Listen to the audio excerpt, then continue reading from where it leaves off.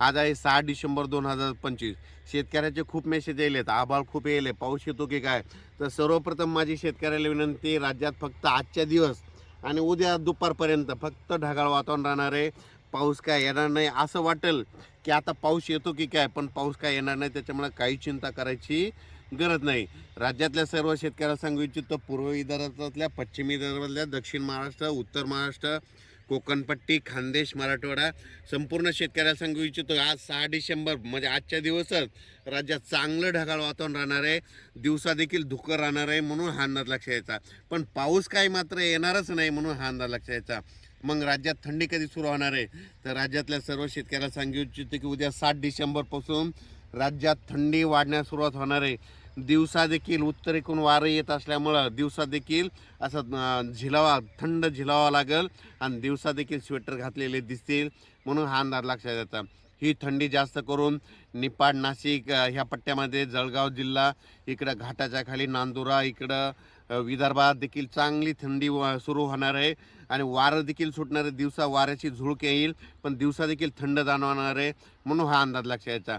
मग राज्यातल्या सर्व शेतकऱ्याला सांगू इच्छितो की परत ऊसतोड कामगाराचे काल फोन आले.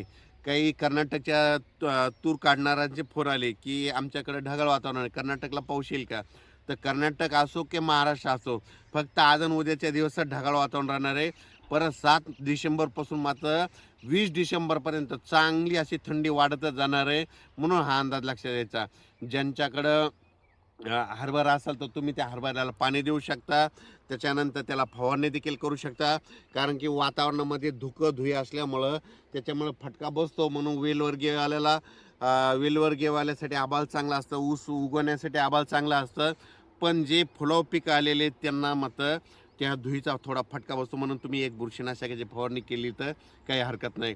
पण राज्यात मात्र सध्या सांगायचं झालं तर पूर्व विदर्भ, पश्चिम विदर्भ, दक्षिण महाराष्ट्र, उत्तर महाराष्ट्र, कोकणपट्टी, खानदेश सगळीकडं आता जवळपास आज आणि उद्याच्या दिवसच ढगाळ वातावरण राहणार आहे. असं वाटेल पाऊसच येतो की काय, पण पाऊस काही येणार नाही.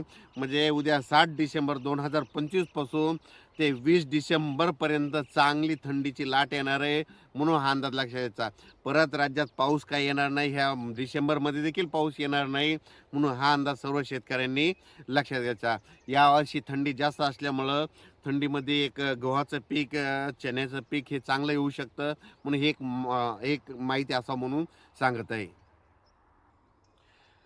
कोल्हापूर, सोलापूर, सांगली, सातारा, पुणे, अहिल्यानगर, इकडं नाशिक, निफाड ह्या पट्ट्यातल्या शेतकऱ्याचे फोन येत होते. द्राक्ष शेतकरी, डाळिंब शेतकरी, तर हे ढगाळ वातावरण किती दिवस आहे, ऊन पडणार आहे की नाही, तर त्यांच्यासाठी आनंदाची बातमी, उद्यापासून चांगलं सूर्यदर्शन होणार आहे.